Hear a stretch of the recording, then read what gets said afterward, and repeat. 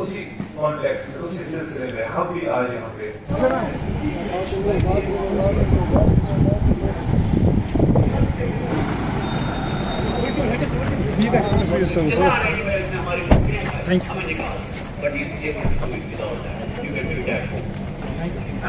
take what is the watching a girl, just an eye on We are brothers.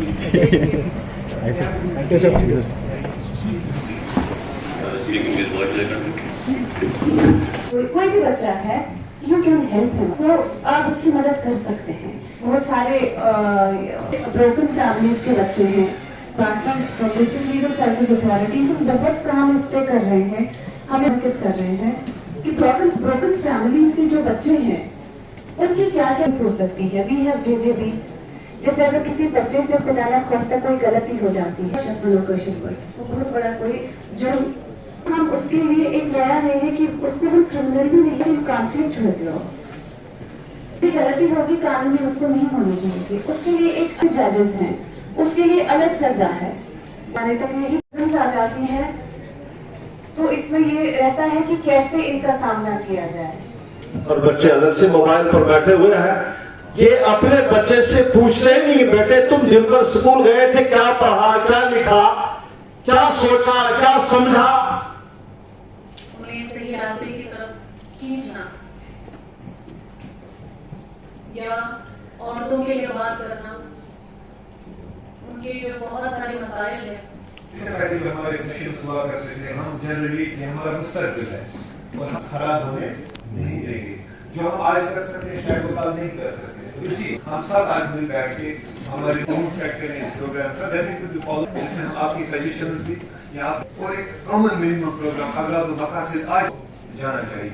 Media का क्या role है, सेहत से जो वाबस्ता लोग हैं उनका क्या रोल है, मजहब से जो वाबस्ता है उनका क्या रोल है। जब तक इन सारे डिवाइड हम इस लानत को अकेले इंडिविजुअल लेवल पर फेस नहीं कर सकते। ये मुझे खुद समझ नहीं आ रहा, जब मैं सुबह ये नोट बना रहा था तो मुझे समझ को डिस्कस कर इकोनॉमिक और सोशल डेवलपमेंट प्रोग्राम्स और ये डिस्कस कर रहे हैं कि हमारा जो है ना अपनी जान लेने पे खुला हुआ भाई और ये हम एक दूसरे को क्रिटिसाइज भी किया लेट्स सेंटर टू क्योंकि कल पूछा जाएगा। मैं 2 मिनट में फॉलो करें इंट्रोडक्शन जो हमारा और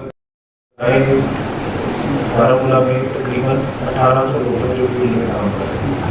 हालांकि आबादी है जो बारामूला डिस्ट्रिक्ट की 10 लाख लोगों के करीबन हो गई।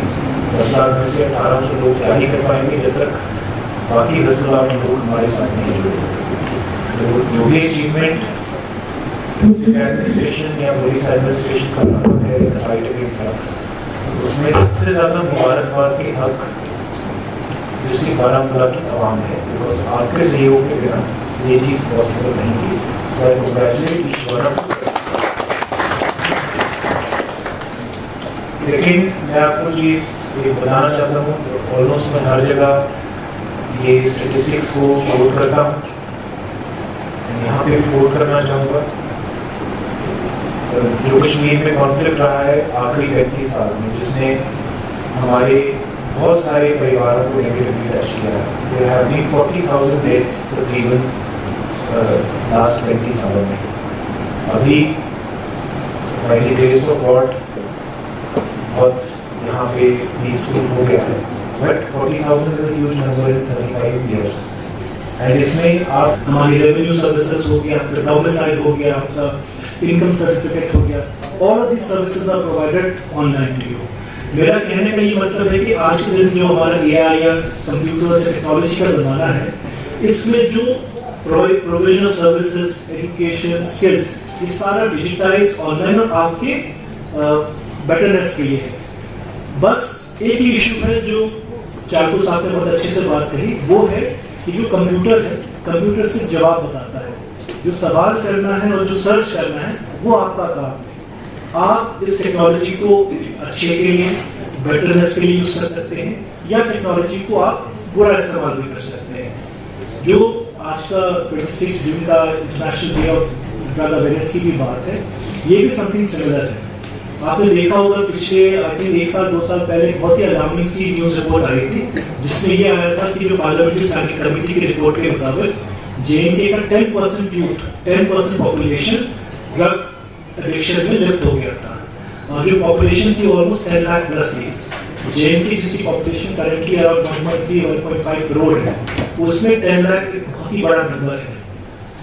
अगर मैं इसकी बात करूं तो अगर इस हॉल में, हमारे हॉल में करीब 200 लोग बैठे हैं, इसका ये मतलब है हम में से 15 से 20 लोग ड्रग एडिक्शन में लॉस हो चुके हैं। तो अगर मैं बात करूं पिछले 2 साल से 10 प्रॉब्लम जो ड्रग्स की है has got a very serious proportion JK. तो अगर जेके की पिछले 2-3 साल से जो मुहिम रही है, अगर मैं बात करूं ये मुहिम 3 इम्पॉर्टेंट पिलर्स पे रही है। जो पहला इम्पॉर्टेंट पिलर जो एसएसपी सर ने कहा था वो है प्रिवेंशन।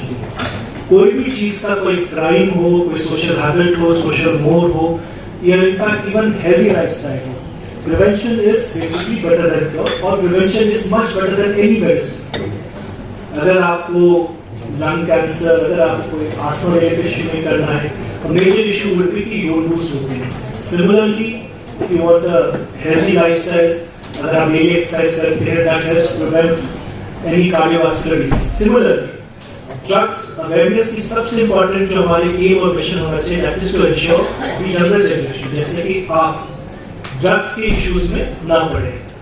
ये इम्पोर्टेंट, इनफैक्ट अगर मैं बात करूँ अवेयरनेस के बारे में, करेंटली जो हमारा नशा मुक्त भारत अभियान है, बारामूला में ही अगर मैं बात करूँ, टोटल इस साल हम लोगों ने 842 इवेंट्स रखे हैं, जिसमें हमारे सारे डिपार्टमेंट्स, डिस्ट्रिक्ट पुलिस हो, हेल्थ हो, एजुकेशन हो, सोशल वेलफेयर हो, ड्रग कंट्रोल हो, इन सब की जो हमारी कंबाइंड टीम्स है, हमारी यही कोशिश है कि हमारे बारामूला के 400। जैसे कि आपको पता है, आज हमारे organisation save youth save future foundation की तरफ से आज हमने प्रोग्राम ऑर्गेनाइज किया, मुलाकात समखुद बेदार question. It means sir, it was an interaction programme where we invited people from different backgrounds, from civil society, यहाँ के हमारे इंटेलेक्चुअल्स थे, एजुकेशनिस्ट थे, हमारे यूथ थे, एंड साथ साथ में हमारे रिलीजियस स्कॉलर्स थे। एंड साथ में we were very fortunate today that honourable हमारे जो डिप्टी कमिश्नर बारामूला है, उन्होंने भी हमसे आज हमारे प्रोग्राम में ज्वाइन किया, एंड एसएसपी बारामूला साहब उन्होंने भी ज्वाइन कर लिया।